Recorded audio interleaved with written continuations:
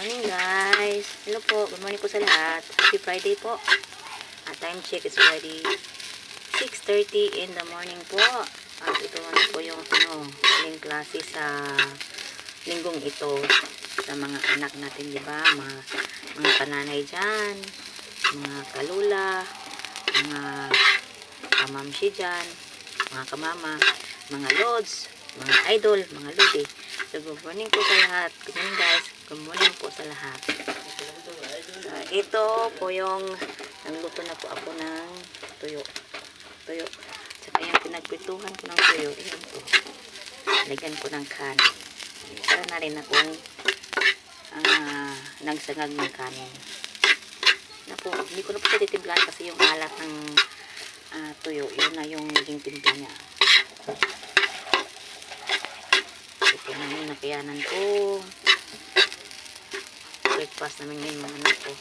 Mamaya magluluto ako ng sayote. Pag uwi nila, mayroon na silang pang lunch ng sayote.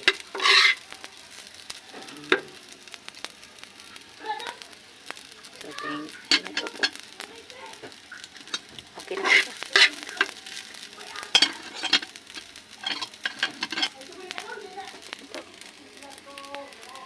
Kahit tayo ng bulad, kahit tayo ng tuyo, bulad kasi ito sa sa Bisaya, bulad. Yan. Bulad, kung sa Bisaya, bulad, kasi binulad siya sa init. Sa tuyo sa Tagalog, kasi pinatuyo siya sa init. Niya akong anak kontrabida. Ginawa po. Okay na po, luto na po siya. Kain tayo guys. Good morning po sa lahat.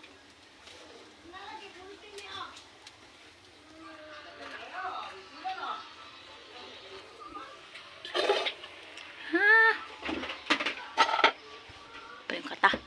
Yung kata. Labas tayo guys. Tingin tayo sa dagat. Mamaya sa oras pa lumba na alauna.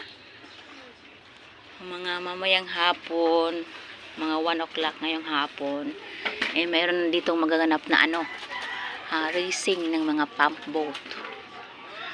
Yan, yun yung araw guys, mabas na.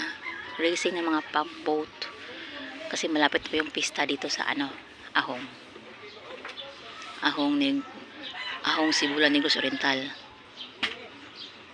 Yan. So mamayang hapon may pa-racing dito. Doon siguro sa Pundol gaganapin. Doon.